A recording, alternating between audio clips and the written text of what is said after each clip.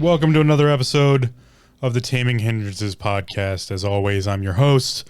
My name's Phil, and I'm also the creator of the podcast. And today I got my sweet Pure Bulk shirt on. Quick shout out to Pure Bulk. They're essentially almost like a sponsor of this podcast at this point. They don't really pay me for stuff, but they're a great company, and they provide supplements, and I use all of them all the time. Head over to taminghindrances.com/ I think it's in the archive, or you can just head over to, there's a link there, but you can head over to purebulk.com and use coupon code TAMINGHINDRANCES for 10% off and get yourself some sweet supplements. Highly recommend almost everything they have. If you have any curiosity, they have a ton of information on their website. But moving on to today's topic of discussion, this episode actually might be a quick one comparative to most. My episodes have been getting pretty long, which I'm okay with, but this might just be a quick topic, to be honest. Today's topic is listening, or just the idea to listen. And I got that topic, as I've been doing with most of my topics recently. I pulled some tarot cards, and listening is kind of what came to the forefront here. The cards that I pulled were Judgment, and then the Tower, these are big cards here. These are major arcana. And then the Page of Swords, and finally the Eight of Cups. I'll run through these really quick before we get into the topic and kind of how I came up with the idea that I'm using for today's topic. And it kind of came about, Judgment is the first card here. Judgment is not being judged by others. It's more of judging ourselves. In the Fool's journey through the major arcana, Judgment is when the Fool kind of starts to pay attention to things outside of themselves, but also inside of themselves and how they correlate together. And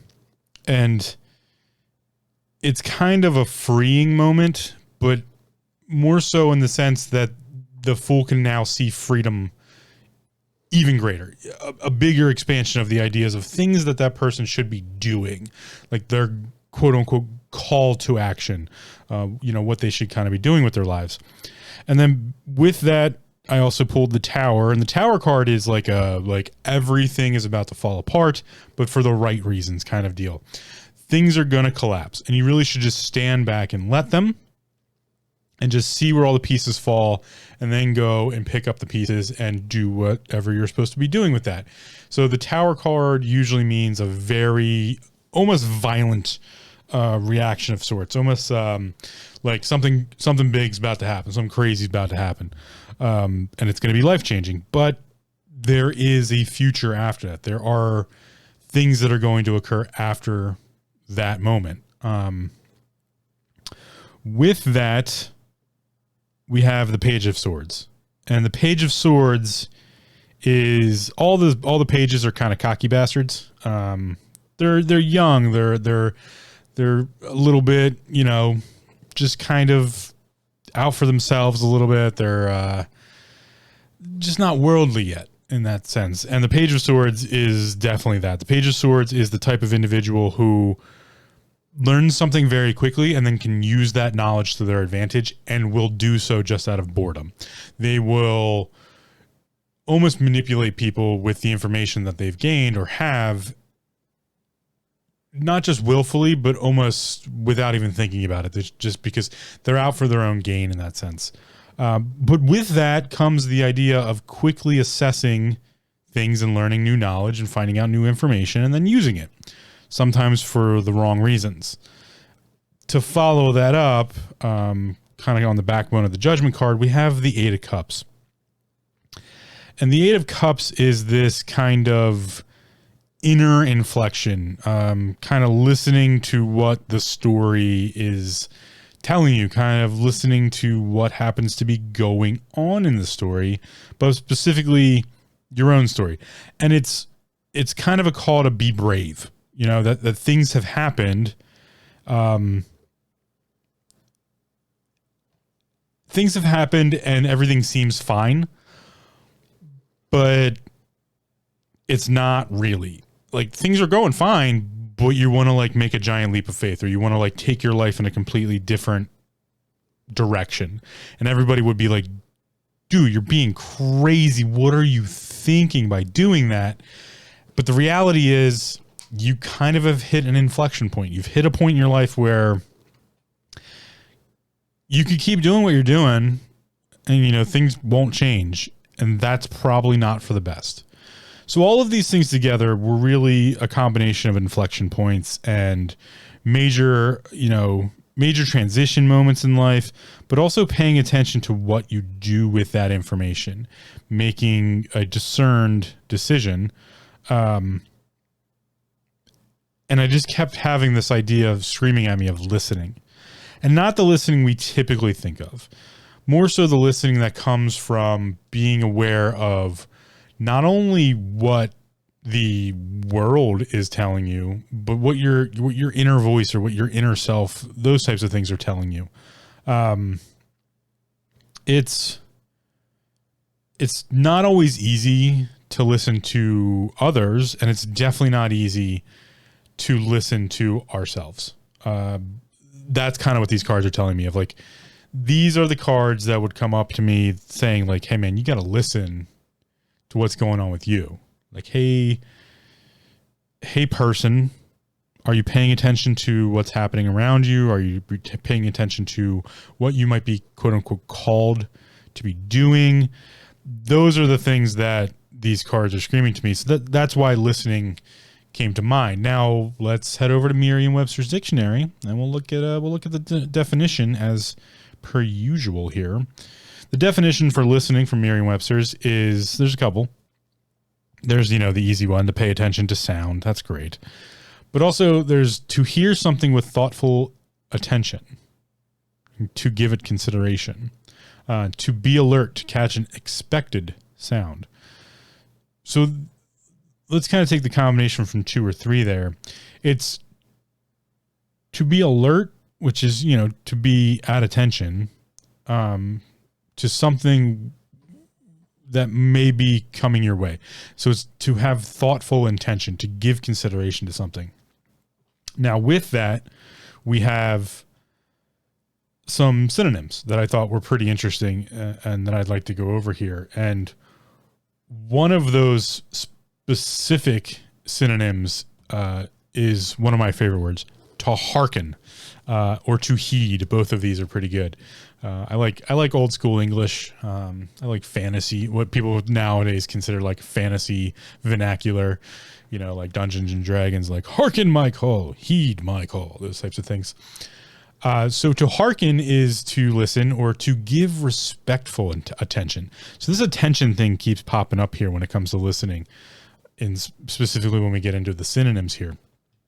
And to heed something is to give consideration or attention to mind something. To mind something is also a synonym here. But when we're looking at hearken and heed, I like looking at older English because it had a little bit more specification. It had a little bit more attentive use, if you will. You would pick out specific words for specific reasons, and that's why we have these things known as synonyms, and they're kind of important when we talk about language. So with that in mind, when we talk about listening, hearken, to heed, to mind something, we're talking about being attentive. We're talking about having attention. And I've said before, one of the most important questions we can ask in self-awareness and mental health is to talk about what self-awareness is and to really break down awareness. Awareness is attention to intentions. And attention to intentions has to do with, in my personal opinion, 2 specific questions.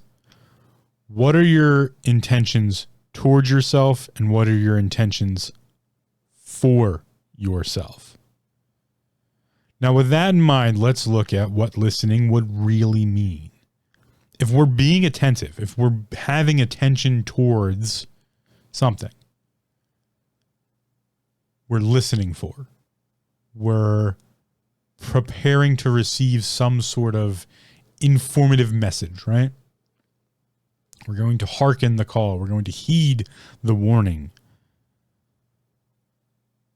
Listening doesn't just have to deal with audible ideas. And I learned this in my practice of Tui Na, traditional Chinese medicine massage, but that came from my background in martial arts, which is where I started to learn Tui Na originally. And specifically learning that you can listen with all of your senses.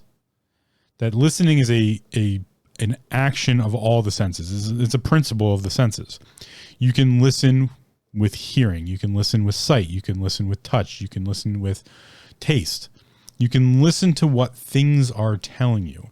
In my practice as a massage therapist, specifically as a body worker, I always focus on therapy. That's my focus. As a body work is a focus on therapeutic change and therapeutic touch.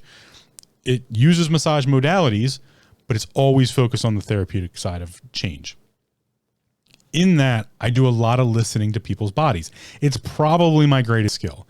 And with that is this idea known as palpation. Palpation is the art of palpate, to touch, but not just touch for the sake of touching and being able to separate, like, this is this muscle, this is this ligament, this is an adhesion, or what you would commonly refer to a knot. Listening to what the muscles are telling me. And I've taken that a step further in my practice of body work to listen to what the body's telling me. I have full on conversations with other people's bodies and sometimes my own, to do a couple different things. One, to discern or to figure out what might be going on. What are the imbalances here? What are the injuries that occurred, or what are the differentiations of muscle groups to figure out, like, is there an imbalance for, as far as, you know, is this muscle group firing correctly? We can look at muscle identities and those types of things.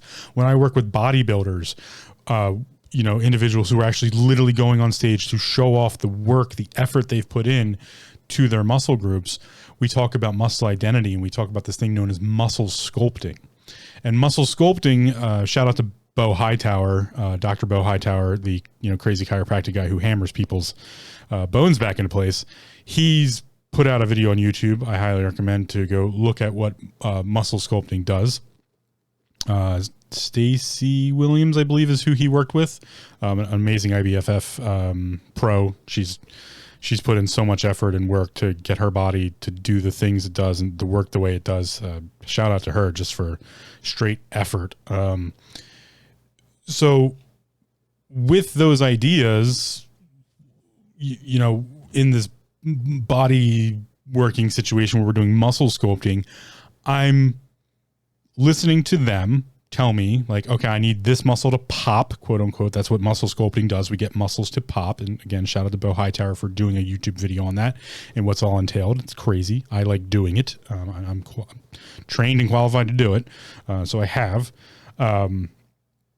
Shout out to Sammy Murfit on Instagram. She was one of the first people to trust me to do that for her. And she's an awesome trainer and also a great bodybuilder.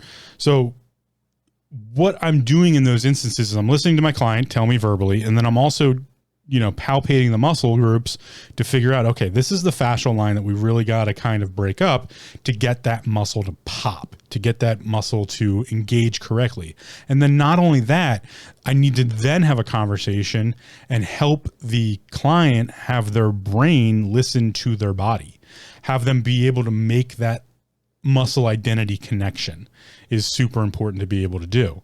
That has everything to do with using listening as not just hearing, not just listening to verbal or audible. It's to have attention. I'm attentive to what their body's telling me, what the muscles are telling me, what the ligaments and tendons, what the fascial system's telling me, what their nervous system is telling me, if muscles start to twitch or, you know, start to fire incorrectly. Listening on the, you know, personal connection of having a conversation with the client. And then there's also my listening to my intuitive side of just being like, you know what, I think this technique's or not even thinking, just allowing my body to be like, yeah, no, this is the right technique to use here. This is the right channel we should be working on as far as the fascial lines are considered. And a lot of people do this, you know, we consider when we talk about mindless actions, people, you know, kind of, you know, that when you're on the highway and you just all of a sudden you're like 10 miles into your trip and you're like, oh, where'd the last 10 miles go? Maybe you zoned out a little bit. You're still being attentive to traffic and you're driving correctly. But it was just a subconscious thing. You're just driving. Like it's an action we've all done so much that sometimes that occurs. We can have this in our jobs, in doing the mindless task work, or all of these different times where we could be listening. And in fact, in most meditation systems, they're asking you to listen to something.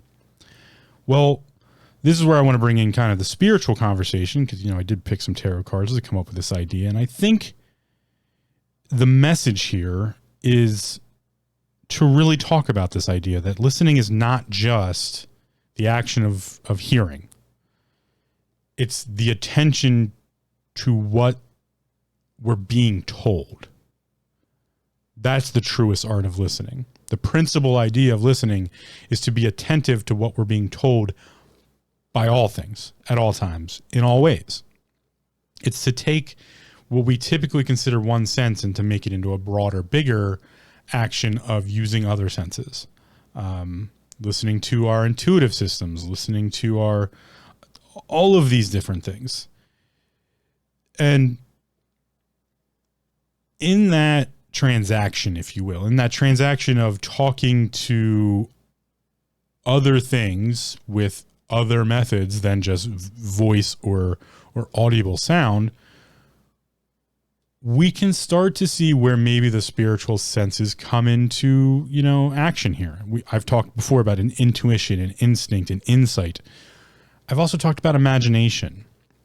Those were episodes 37 through 40. And most recently, I've talked about things like, love and faith and purpose and reincarnation and this big, broad, mystical world of metaphysics and religions and all of these things that are really tough to understand. When it comes down to it, you really have to listen to yourself. That's this whole idea of judgment. The judgment card is telling us am I being called to do something different? Is there some bigger plot line here that I'm missing? Is there something that maybe would make me more happy? Is there something that would make me more fulfilled? Like I was talking in the purpose episode. And then the tower moment of allowing things to fall apart, but then listening to how they land, listening to what happens in that falling apart. I think one of the biggest things that's missed in the idea of the tower card is, yes, it's this big shakeup. It's this big change that's going to occur. But with that, there's the depiction typically in the tower card where the tower is breaking, typically at the top. There's, things crumbling around it. And there's these two individuals who are falling head facing down. So they're falling head first towards the ground. So it's inflection. It's in momentary ideas. And I'm always taken back to the Buddhist canonical writing about the individual who's being chased in the woods by wolves and gets to the cliff edge and jumps over the cliff to get away from the wolves. There's these rushing rapids below them. They have no idea if they'll survive the fall or not. And as they turn back to the snarling faces of the wolves, on the cliff face, they see this beautiful flower. And it's in those moments of craziness, in those moments of chaos, if you will. Remember, I take the connotation out of chaos. Chaos is the infinite possibility of things. It's when all things are possible at all times. It's those moments that it's most important to listen. Because if we just kind of close ourselves off, we often end up in wrong action, or we end up in regrettable actions. We often haven't gotten all the information. We've allowed ourselves to be coerced into thinking things that maybe weren't true. And that's where a lot of regret comes from. These cards could have gone the other way. I probably could have gotten regret out of these cards. But in this specific situation, I'm seeing these other two cards here, Page of Swords, to garner or to pick up information, to be able to use it very easily or very quickly, but then to not do that correctly. That would breed regret, but at the same time, if we just pay a little bit more attention, remember listening, attention, we wouldn't have to go through that. And that's where the Eight of Cups comes in, saying like, yeah, everything might be fine and great, but like maybe you should make a job change. Maybe you should try a different company. Maybe you should do a different workout routine. It could be a small thing, but it's the change piece that we often fear the most. And if we're not listening to the situation, we might not even make the change that's required. And it could, again, be the smallest change that ends up making us more content, or, you know, in some people's cases where they like to be more happy, but more secure, or just more fulfilled, really. I mean, I think fulfillment comes along with attention. And the action of being attentive to things is to listen. So if we're listening to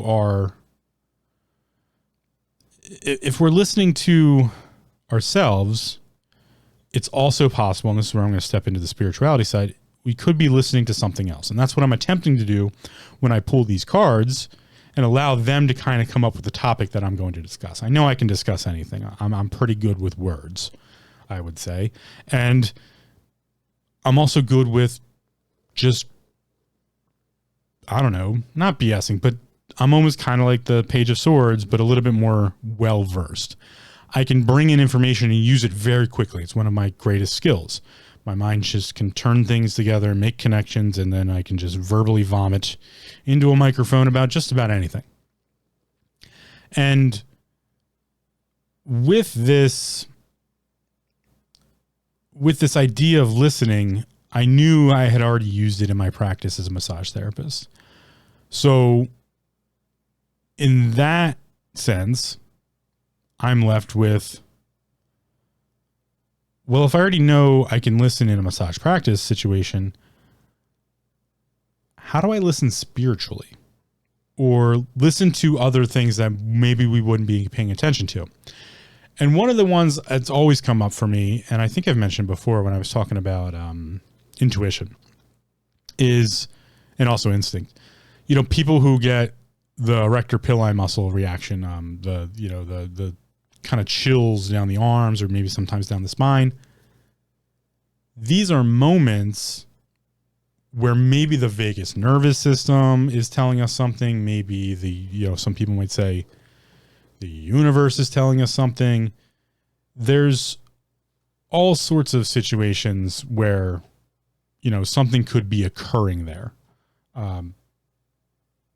These are moments where it would be important to be paying attention, to be listening, but not listening with our typical senses. We would have to go into these, what I consider possibly the spiritual senses: instinct, intuition, insight, also imagination. And, this gets into like people who pay attention to their dreams a little bit more than others, or people who pay attention to things like numerology, or all of these other pieces that I think another part here to be really kind of specific about is not just listening for the sake of being listening. Remember, you get to choose what you listen to. If you don't want to hear what's going on, you'll block it out. With that is also the idea that you can be a little bit biased. So it's better not just to listen for the sake of listening, but to be attentive. That's really what listening is talking about, to be attentive of these things, to figure out like what's really going on. That's far more important.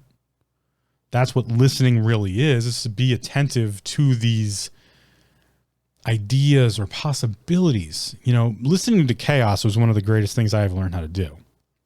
And again, chaos is infinite possibility.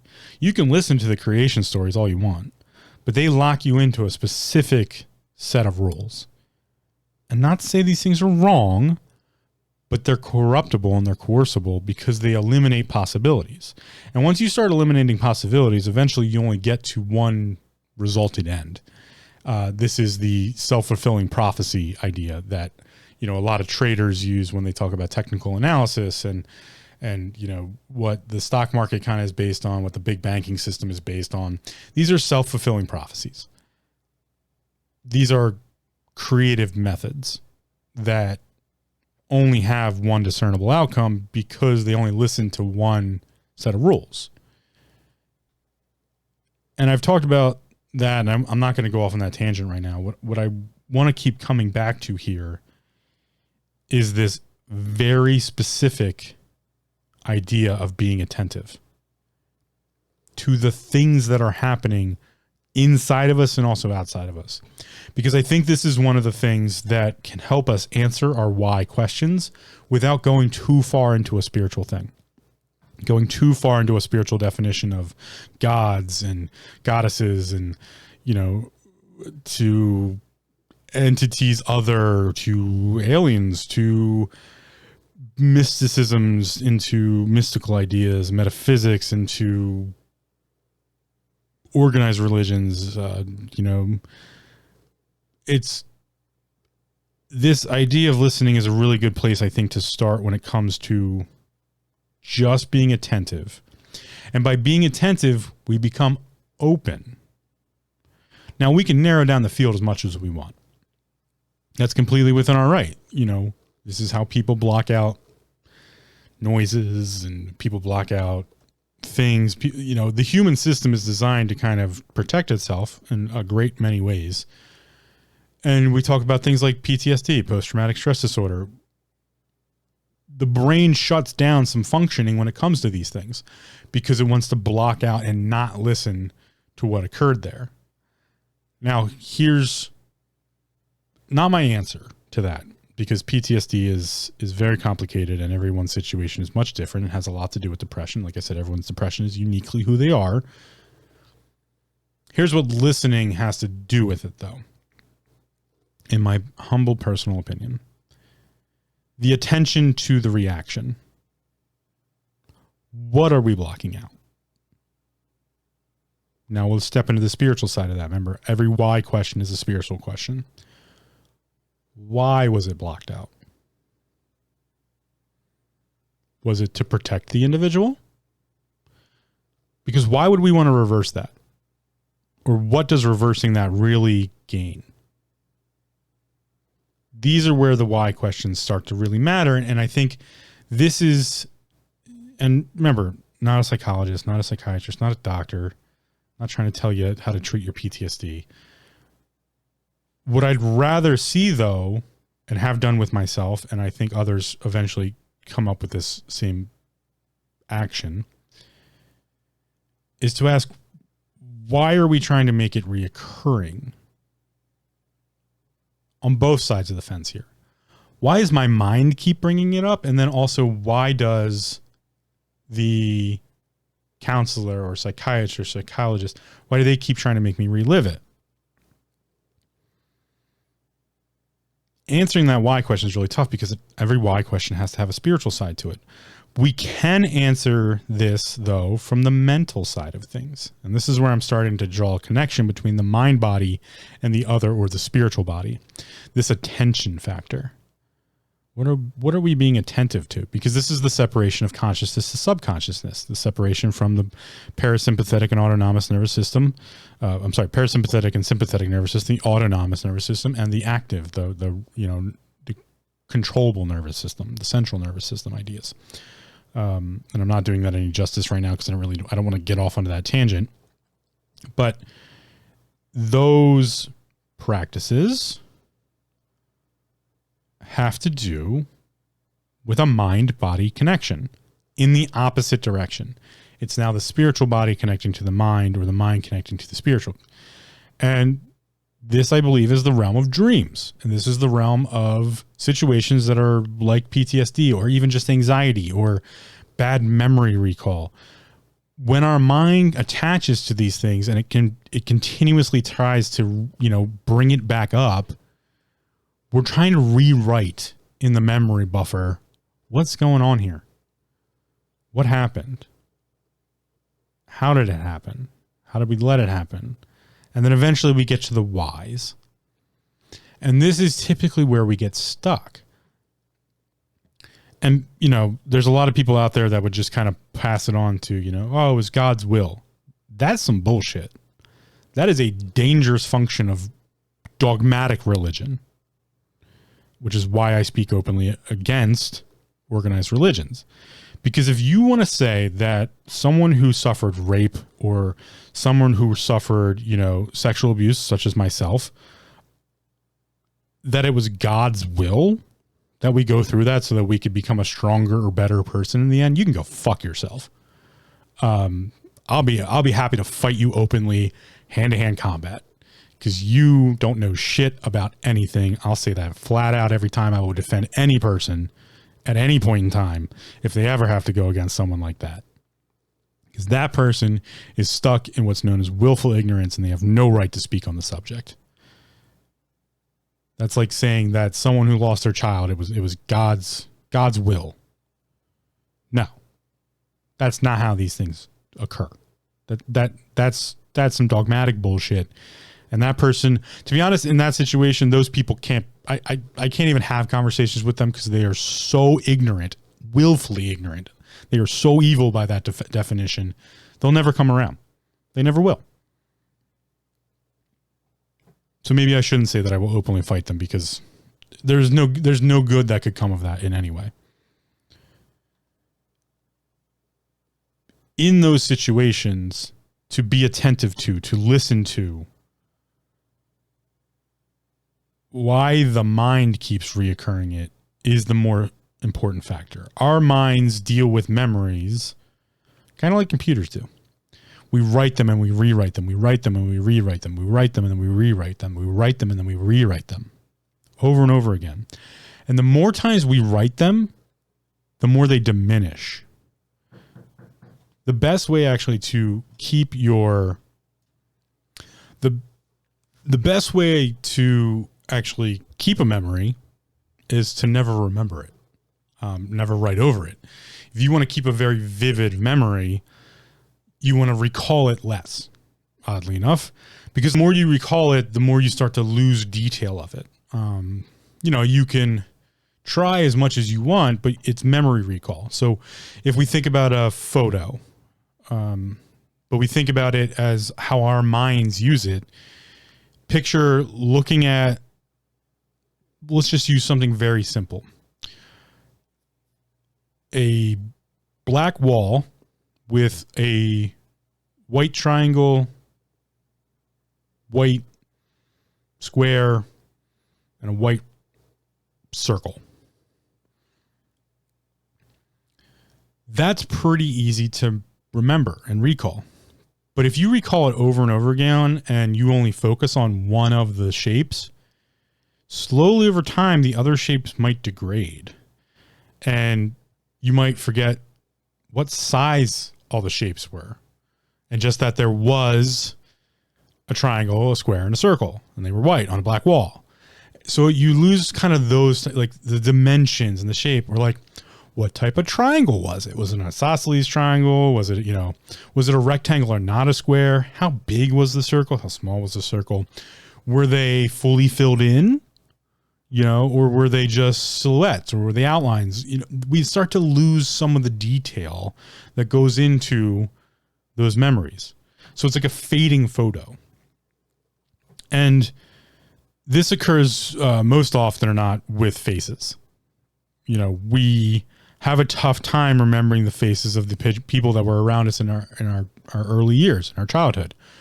We remember the people, but the face details aren't perfect. And this is actually a survival feature because people's faces change. So we want to be able to recall, okay, this person has changed in some way. And it helps us distinguish, it helps us listen to change in functionality. So our memories are set up for this. So when we have something like PTSD, or we have something like childhood traumas, or all of the gambit that goes along with all those things, we have a function built into us, into our minds, to recall it as many times as necessary to get it to go away, to get it to fade, to get it to be less important. And the anxiety that comes with that, the the constant reflection that comes with that. That's the part we don't often teach people how to deal with. It's nearly impossible for those things to stop happening. It's just going to continue. Breaking that cycle, yes, a lot of psychiatry and a lot of psychology talks about that, and they do a great job with it. They really do. If you're suffering from any one of these issues, I highly recommend reaching out to someone and finding help and seeing if it does help you. I mean, the idea that no one can help, you're not listening to yourself, because you're probably crying out for it. Now, the moment at which you do actually go ask for help, that's always up to you. And no, at this point in time, it might not feel like you can go ask for help, but you need to listen. You need to be attentive to when that moment can occur. And I think there's a window in that regards that a lot of people end up missing. And it's really unfortunate that they feel like they get trapped in the idea that they can't go find help, because it doesn't need to be right away. You know, this is the whole AA thing about, the first step is admitting you have a problem. A lot of people admit they have a problem and then just keep drinking. The first step might be that, but the next step might come 2-3 years later. Unfortunately, it usually comes when there's a big episode. There's a giant tower moment. When there's a big just crumbling of everything is typically when we need to go and pick up the pieces and move forward or move on or move sideways. We just need to move or have an action. And so it can become possible to listen to when these things may be occurring and to lessen the impact, to step away from the tower base, to let it crumble, let it fall. Not trying to hold it all up and then get buried underneath the rubble. Same with that in the judgment situation. Sometimes it's best to kind of just sit back and listen, to be attentive of like, all right, what am I being told? Not to act like the Page of Swords, not to be like, all right, well, I have this information, I'm just going to use it for my own personal regard and not pay attention to anything else because I already know all this and I can use it very easily. That's not being worldly. That's not listening to yourself. That's not, that's not the Eight of Cups where, yeah, all the cups are full. If you look at a depiction of the Eight of Cups, all the cups are full and the person is just walking away. In this particular card. Oh, by the way, shout out to Mystical Manga by Ron, Arann, and text by Barbara Moore. You can pick it up on Amazon. I think I have a link in my archive on the website. If not, I'll put one up. But that's the tarot set I use, and I've noticed that a lot of tarot card readers say what kind of set they're using. So I want to shout out to them. They did a great job. But in this depiction, and in a lot of the depictions of the Eight of Cups, there's these 8 full cups on the ground, and the individual is walking up a set of stairs, like a mountain path kind of set of stairs, away from all these full cups. Heed the call, man. Heed the call. My cup runneth over, but maybe it's not making you happy, or maybe it's not making you content, or maybe you're in a inflection moment where you're stuck in this PTSD loop or this anxiety loop or this self-doubt loop, and there keeps this nagging reference to something outside of that loop. And I've talked about this before, where it could be just as simple as doing the laundry and then folding it, putting it away, stripping the bed sheets and the pillowcases and washing them. Can't believe I'm about to say this because I hate the sun sometimes. Opening up the shades, letting some sunshine in, going for a walk, eating one healthy meal out of, the week, just one extra healthy meal, doing 5 push-ups, getting a shower regularly, taking just that, extra breath before you walk out of the door for the day or when you come home at night, before you get into things. These little tiny things that we could be listening to, we often are not. So I'm not here to say listen for the tower moments. Yeah, obviously they're going to happen. Giant changes are going to happen in our lives, but we have to remember chaos. We have to remember that creation was the ultimate lie. The whole relationship to creation being the beginning point, not true. Chaos is the beginning point of everything. It's infinite possibility. So once you have this infinite possibility, yeah, there's an equal amount of shitty possibilities, but there's also an equal amount of great possibilities. So what discerns between those? Listening, being attentive to it. And then, yeah, you can step into the spiritual realm of starting to answer these why questions a little bit. So like, why does this shit keep happening to me? Well, maybe you're supposed to learn a fucking lesson. Maybe that's the answer. And no, it's not God's will or anything like that. Your God could have something to do with it if that's how you want to address that situation. Not against that. Remember, not against you personally having your own belief structure, faith structure, and all that. That's you. You need to decide that for yourself. If things are reoccurring, it's in a cycle. It's cyclical. And cycles typically are there to teach us something or make us pay attention to something, to make us fucking listen. That's what they're there designed to do. So you need to start listening. And no, that's not easy. And no, it doesn't feel great all the time. But if we would take that even a step further and we would look at it into a societal moment, if we started listening to what's really going on, if we started listening to the reality of things and not listen to the news and not listen to, not even listen to me like as a podcaster, just to take in the information, but to be attentive of what we're listening to, attentive of what it's telling us. What is the universe saying? What is the societal, social economical policy saying? What are people saying and what are people doing? That's watching what people are doing is also a listening skill. Not just listening to the verbal bullshit that gets spilled constantly, but watching their actions. Actions speak louder than words. That's where we get all these proverbial sayings. To be attentive to what's happening here. If we would listen as a society to what's going on around us, I think a lot of us would wake up and be like, whoa, hold on. What are we doing? What is the point of this? How is this going to help anyone? Do I really agree with what they're doing? The answer most of the time is just going to be no, because that's the game. One of the most powerful positions someone can be in is to control what people listen to, what your attention is focused on. This is all of marketing. Marketing is a designed structure to figure out where people's attention is and how to get it away from that and to where they want it. You better believe that governments all throughout history have used psychological warfare to do just that, to figure out how to get people to focus here because they don't want to focus over here. That's every political party ever. I'm not saying one is worse than the other. They all do it. Everyone in politics does it. From the Roman Empire to today, politicians have lied to you all the time.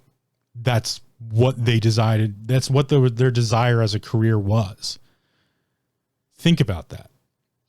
Listen to that action set. Listen to what they're saying. They are doing one thing and saying another thing. Their career choice in life was to be a pathological liar, to only be for themselves and no one else. That is what a career politician does. They must lie. They must be corrupted. They must listen to the money. That is how they make money.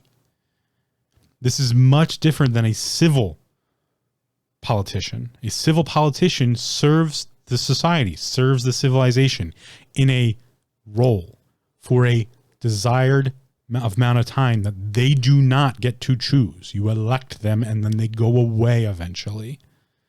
This is known as jury duty. This is known as civil service. This is known as, these are all political situations. They're part of politics, the judiciary branch, the executive branch. They're a part of these role structures, but to make a career out of that, every society that has made politics, sorry, my mouth isn't working today. Every society that has made politics a career choice or a career path has failed miserably at the expense of the society, at the expense of the constituents, quote unquote, at the expense of the people doing the work to make the society continue to run. Every single time, every single fucking time in civilization. Why aren't we listening to that? Why are we not paying attention? Ultimately, this podcast episode is all about where your attention is focused. If it's not focused on you first, you're going to have problems because you're going to be coercible. You're going to be corruptible. That's why I say one of the first steps on the road of self-awareness is to say, I'm going to make my depression my own. You're going to make your depression your own. That has to be the first step. You have to take control of your depression, because from there you can learn about the self. You can learn about your physical form. You can learn about your mental form. You can learn about your spiritual form. You can start answering questions for yourself. Then you can have awareness. You can have attention to intentions. And then this opens up this huge, broad world of being able to listen and not be corrupted, not be coerced, not be thrown to the lions. Not to get swindled, not to get, I know it's been said a lot and there's a lot of conspiracy theories out there and stuff, but they really do want you dumb. They want you stupid. They want you broken. They want you unhealthy. That's what they want. Because it makes your attention focus on only certain things. And typically those focuses are only on negative things. And once you start focusing on negative things all the time, that's all you're going to pay attention to. And that's all that's going to exist. So if you go back all the way to the beginning of this podcast, the first few episodes, if you put in this factor of listening, that's what I was trying to make people do. That was the focus. Now I let cards decide this episode. Judgment card, the Tower card, Page of Swords, Eight of Cups. From that, I got listening. And if I go back and I look at what the first episodes of this podcast were all about, it was getting people to listen, getting people to be attentive of what was going on around them in their own lives. What's your education? What's your belief structure? What's your language that you're using? What are the relationships you're surrounding yourself with? What emotions are you have reoccurring? Are you in control of them? What's the reality you're building from those things? What are the choices you're making? What are the change that you're getting from that? Are you paying attention to these things? What's your perspective? How is it controlled? What are the mystery schools? What are they all about? What are systems? How do systems control us? How do systems work? How do we work inside of systems or with systems? What is our defined truth? What's the identity we cultivate? What is our depression? Are we depressed? Yes, everyone's depressed. Every single one of us. It's uniquely who you are. So this idea of listening it's another stepping off point, if you will. It's another place where you can start to actually get answers, start to define what's going on around you, but also then be responsible for yourself. Because that's what a responsible person does. They listen. In martial arts, I listened quite a bit, more so than I talked. In meditation, I listened. In my bodywork practice, I listen. As a bouncer, I listened. That was my job. And again, not just to the crowd, to the music, to the, I listened for specific things. This palpable air of something's going to happen. Something's going to go down. That person over there is getting a little aggravated. That person over there has had a little bit too much. But then listening to the situation of like, all right, that person's had a little bit too much, but it looks like their friends have just gotten them a water. Looks like they're chilling. And then not going over and instigating. Not going over and be like, hey, you're way too fucking drunk. You got to go. And then kicking out the whole crowd. And then they all get mad. And then they never come back again. And they tell everybody that we're a shitty bar.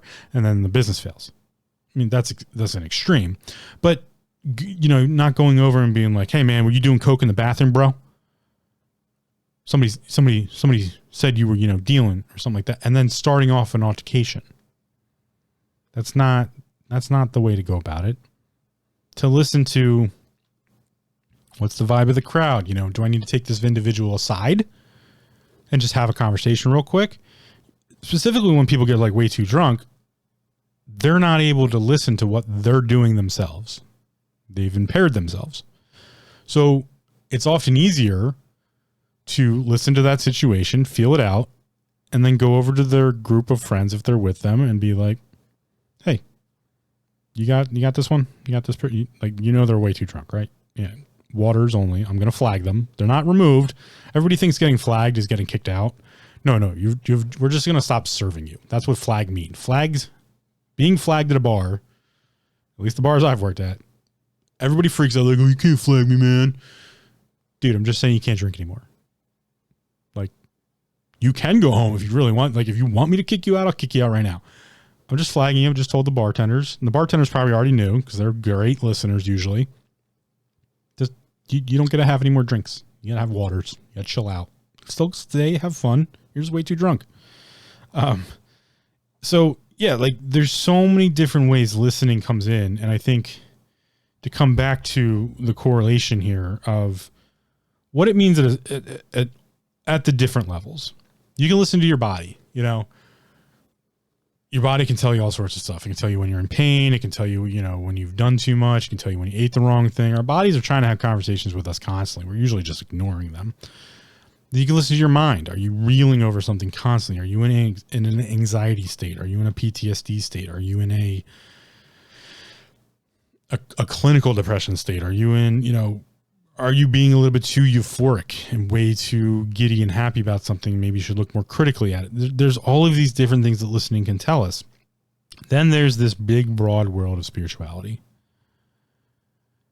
And if we're going to have that ability on the other side, the body and the mind, then it also has to happen on the spiritual side. And I think that's where we can have that mental connection to spirituality. We can have the attention to what the why questions are telling us, or where the answers for the why questions are coming from.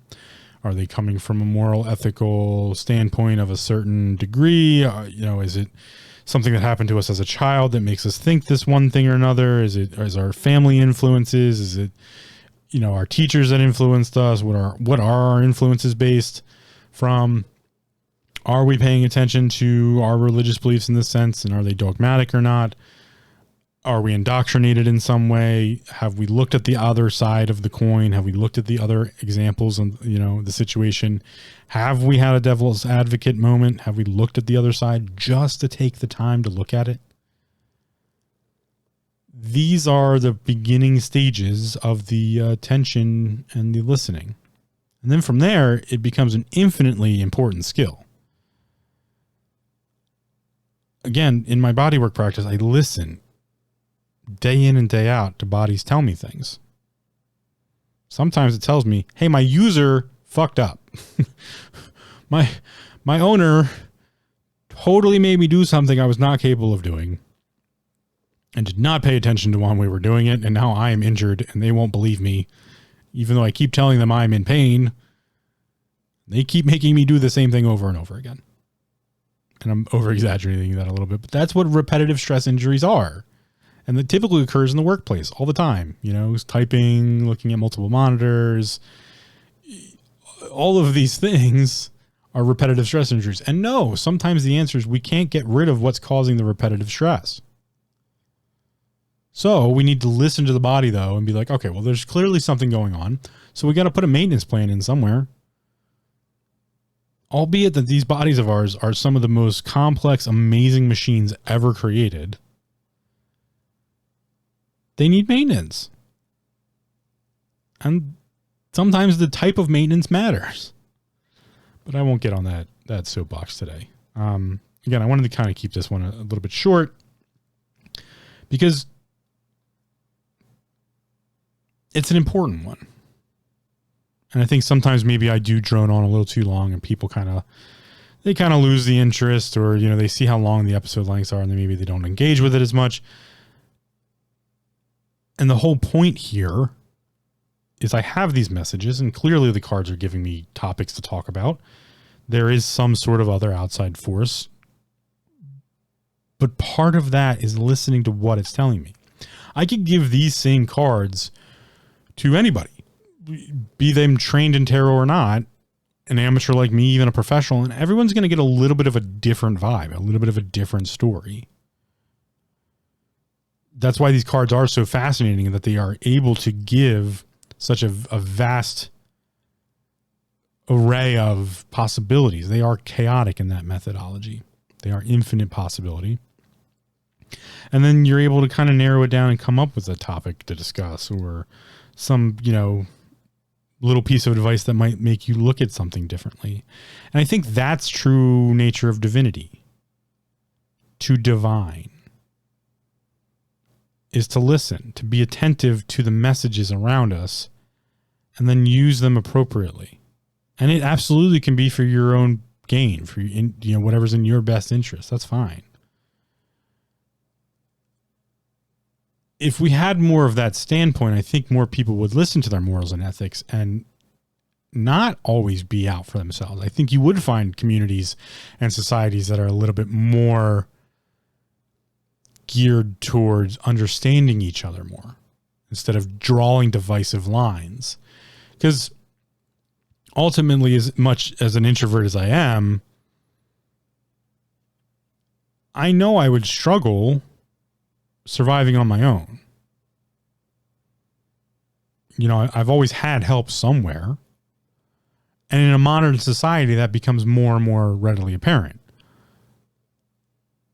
So why aren't we listening to that subject? That there, yes, should be universal laws, not even world laws, of what people need to survive. We need food, shelter, and water.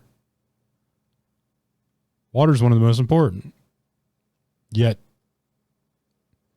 we don't make sure everyone has drinking water readily available at all times. We're very capable of having done that by now. We just decided not to. We decided not to make it one of the top tier things. Instead, we decided to spend umpteen fucking trillions of dollars on war. From day one. I'm not just saying like today's modern society. I'm talking like from the very beginning, we have spent resource after resource, gold, silver, people's lives, which are unquantifiable, on killing each other and taking each other's stuff. So either we need to come together and agree like that's just the society we are. Humans are just a warring race that we're all just going to kill each other in some way or another, and then create a tribal patternization and break everything up again. That's one possibility. That's what this dystopian, fantasy idea is. Or, I'm on the fence. I don't know which one we should choose. We could look at what's necessary for the survival of humanity. Technology is the answer. Not computers, not AI. It's all bullshit. Not quantum computing. That's bullshit too. Functional methodologies of providing clean, drinkable water to everyone. Functional, affordable housing, shelter. No, it does not have to be lavish. Those things can still exist. People can still have their mansions and their fucking Bentleys and think they're cool. Because not everyone's cool that owns those things. There are cool people who do own those things, but it doesn't make them cool. Remember, achievement is nothing. Celebration of effort is what we really should be doing. Please go back and listen to episode 41. My second degree black belt does not make me cool in any way. I think it's kind of cool, the effort that I put in to get there, the fucking more than 10 years it took me to get it. I think that was kind of cool. The amount of effort I put into it fundamentally made me a better human being. And then food. Are we really incapable of providing food to the world right now? If so, if we are actually overpopulated, we need to not hide that fact. We need to discuss that fact and say, hey, here's what's going on. We fucked up. And we all need to have a Domino's moment. Remember when Domino's was like, hey, we know we made shitty pizza. We know we're never going to make the best pizza, but we definitely know we made shitty pizza. We're going to do better. And they did better. And no, it's not awesome, amazing pizza. But at least they had their Domino's moment. And they said, hey, you know what? Maybe the Tony Robbins moment where Tony Robbins was kind of like, hey, I'm kind of a fucking asshole. I'm a pretty shitty person. I've done some terrible things. I'm going to atone for that. And he kind of did. And you kind of have to respect him for that. I'm not saying you have to like him, but like, yeah, he kind of had his dominoes moment where he was like, no, I did this. So maybe, society needs to sit down and have that conversation. Maybe it's time. Maybe we've gone too far. But we can't do anything about it. We can't even have that conversation if we don't listen to what's going on around us. Maybe we should listen to the world.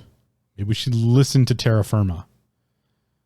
Maybe we should listen to the soil, which isn't soil anymore. It's just dirt. We should listen to the fact that our growing techniques have ruined the agricultural industry in almost every area in which it's touched. And when we now have to grow things in dirt, which doesn't work. You need to grow things in soil. Soil is a living, breathing thing. It has organisms and has functions, and soil's rich and has nutrition and nutrient value in it that the plants can grow in.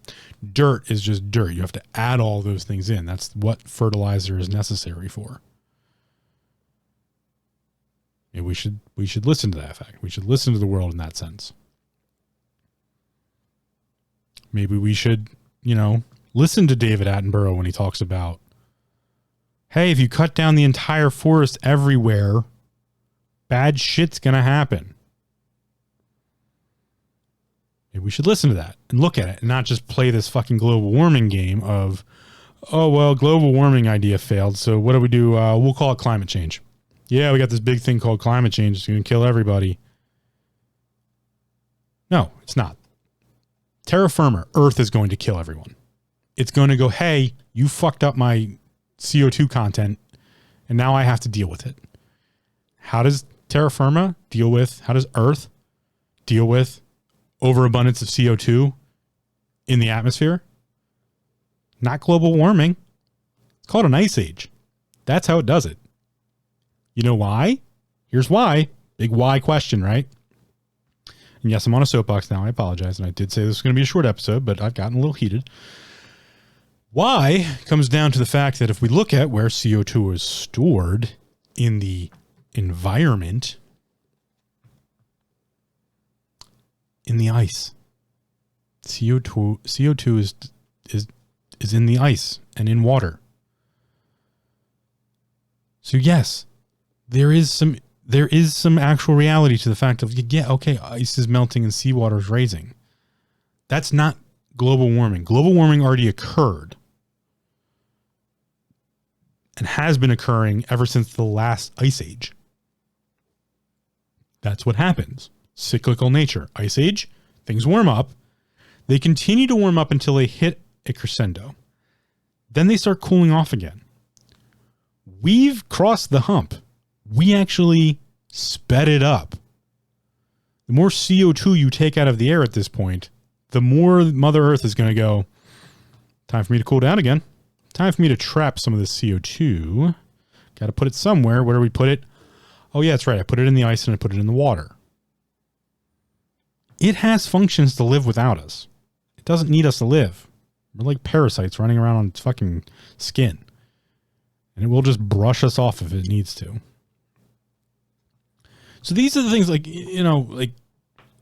why are we listening to assholes on jet planes flying around constantly producing more CO2 than you will in your entire lifetime in their 1 year trip to all the summits that they go to spout their bullshit? Why are we listening to them? Why are we giving them a platform? Why are we giving them our attention?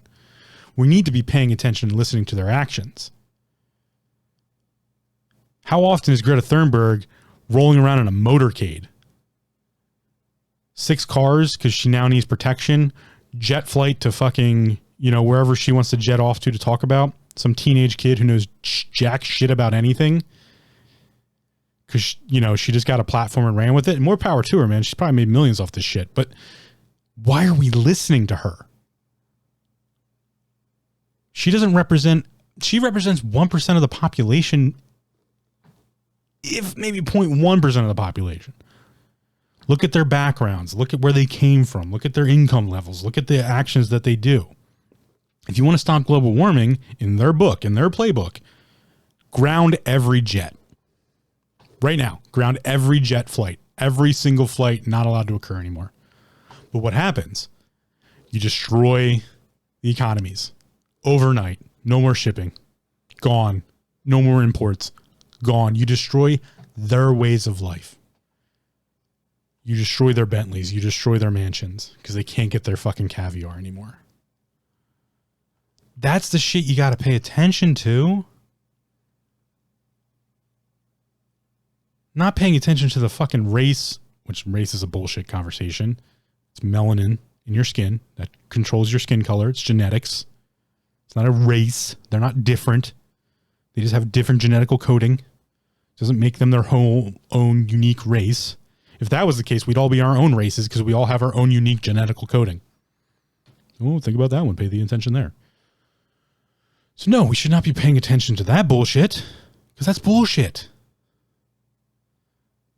There's so many other things we should be listening to and paying attention to. And these are on the grand scale. Go to the minute scale. As above, so below. Listen to your genetical coding.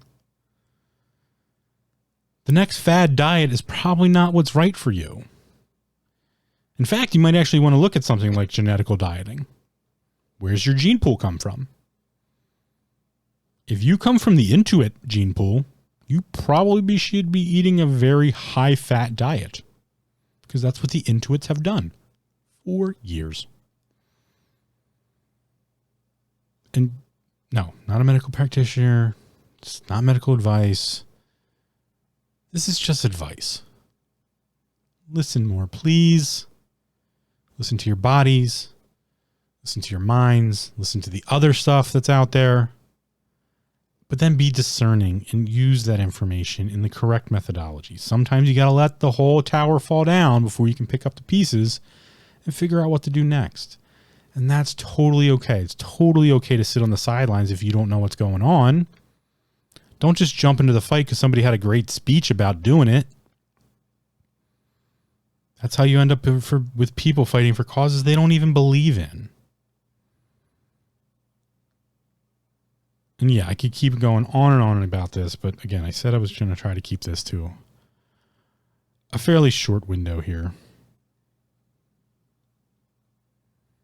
I can't stress enough, though, how ridiculously important it is at this point in time, this very point in time in history, for people to finally start listening. 2, we're going back to the definitions as I usually do. To hear something with thoughtful attention, to give it consideration, not just believe it because you heard it. To be alert, to catch an expected sound. To be alert, to be attentive, to be paying attention to sound. But then also understand that listening isn't just verbal communication. You can listen with your eyes, you can listen with your ears, you can listen with your nose, you can listen with every sense. You can be attentive, you can be discerning. You can hearken. You can give respectful attention. You can bring things into mind. You can heed the call of something. You can give it consideration. You can pay attention.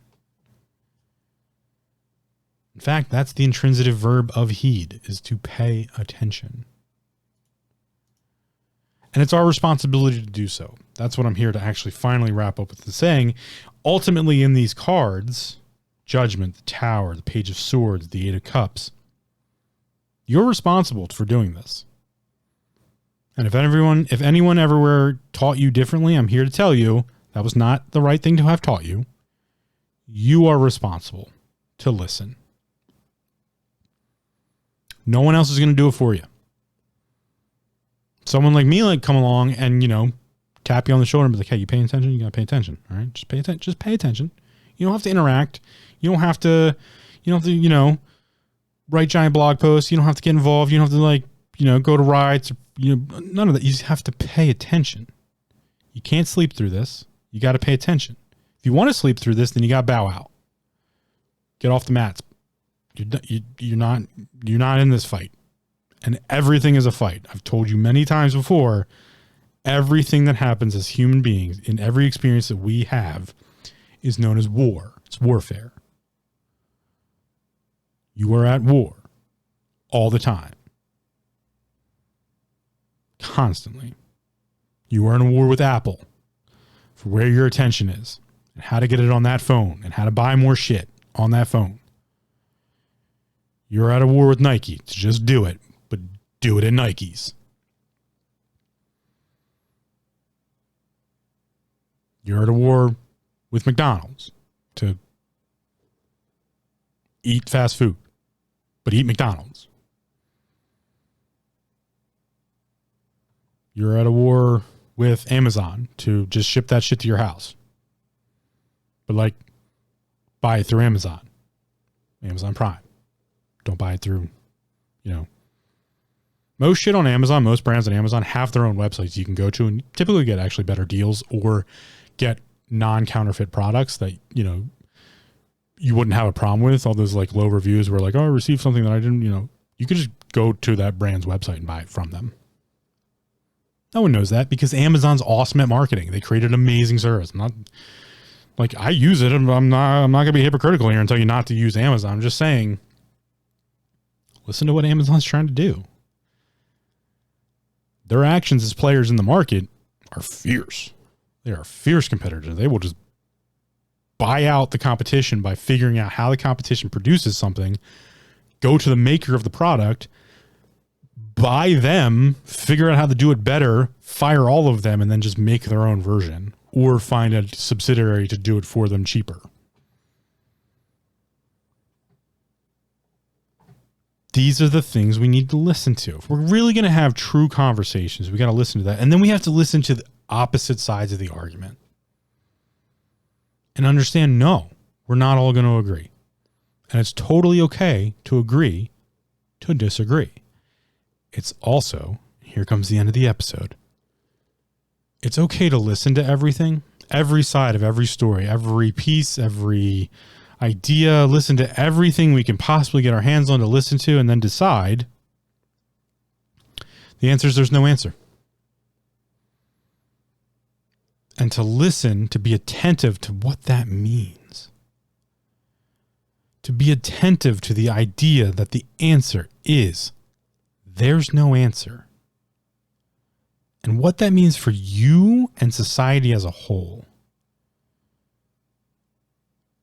What does it mean for you to be at the attentive position that there's no answer? That judgment has come, the tower moment has occurred. You're well aware Page of Swords has the knowledge. And that there's this Eight of Cups. That the answer's no answer. Now what do we do? And why? That's what listening means. To be attentive and to, in that moment, have no effect. There's no answer. There's no answer. We don't just stop. The answer is there's no answer. We can keep looking for one. We can come up with a different possibility. We can put a temporary insert.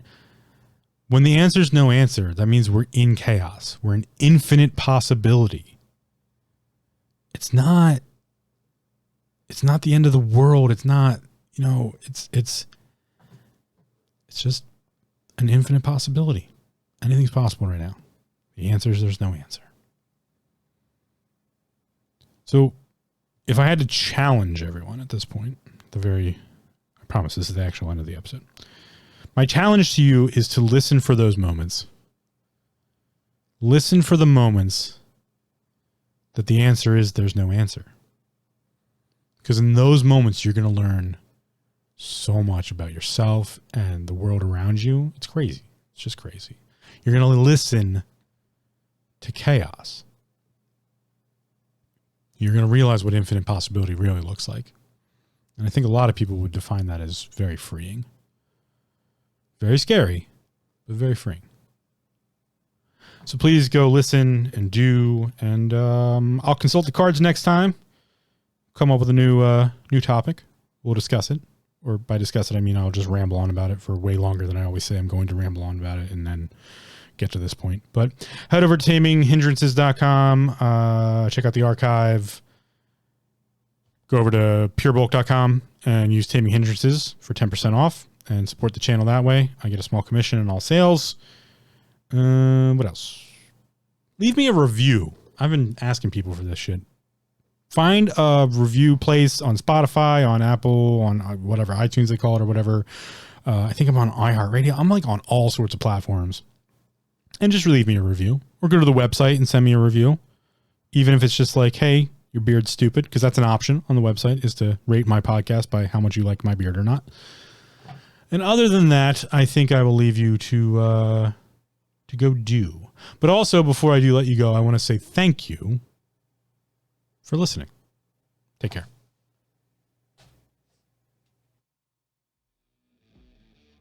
Thanks for listening. Come check us out at taminghindrances.com for show notes, links, resources, and more.